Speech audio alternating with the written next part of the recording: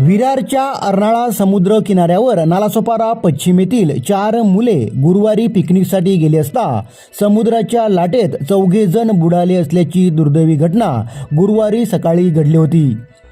बुडत असलेल्या यातील 2 मुलांना जीवरक्षकांनी बाहेर काढले, तर 2 जण समुद्राच्या लाटेत सापडून बेपत्ता झाले होते।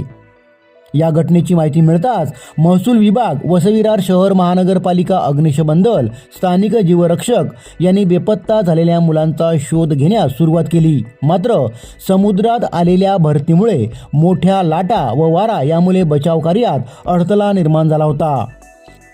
बेपत्ता मुलांचा शोध घेण्यासाठी तटरक्षक दलाच्या हेलिकॉप्टरचेही सहकार्य घेण्यात आले होते। मात्र गुरुवारी दिवसभरात दोन्ही मुलांचा शोध लागला नव्हता। शुक्रवारी सकाळी बेपत्ता झालेल्या 2 मुलांपैकी अयान झाकीर हुसेन वय 19 वर्ष याचा मृतदेह अर्नाळा समुद्रकिनारी स्थानिकांना मिळून आला, तर शुक्रवारी संध्याकाळी नारंगी गावातील स्थानिक मच्छीमारीसाठी गेले असता त्यांना येथील जुली बेट किनारी शोएब खान वय 18 या मुलाचा मृतदेह पाण्यात तरंगत असताना आढळून आला। सुमारे 40 तासानंतर दुसऱ्या मुलाचा मृतदेह सापडला आहे।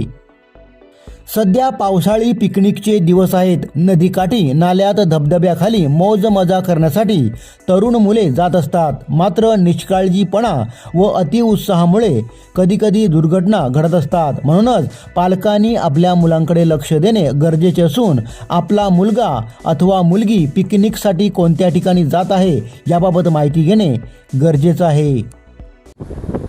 आपल्याला सगळ्या पालकांना आवाहन करू इच्छितो की आपली मुलं कुठे जातात। नाबालिक मुलं होती, एका गाडीवर 4 जण आलेले सोपाऱ्यावरून, आणि त्या आईवडिलांनी प्रिकॉशन घेतली पाहिजे आपला मुलगा कुठे जातो, काय करतो याची त्यांनी पालकांनी दक्षता घेतली पाहिजे। आपल्याकडे इकडे या अर्नाळ्यापासून कळंबपर्यंत फक्त 3च जीवरक्षक आहेत। ती जीवरक्षकाची महानगरपालिकेने त्याची संख्या वाढवली पाहिजे।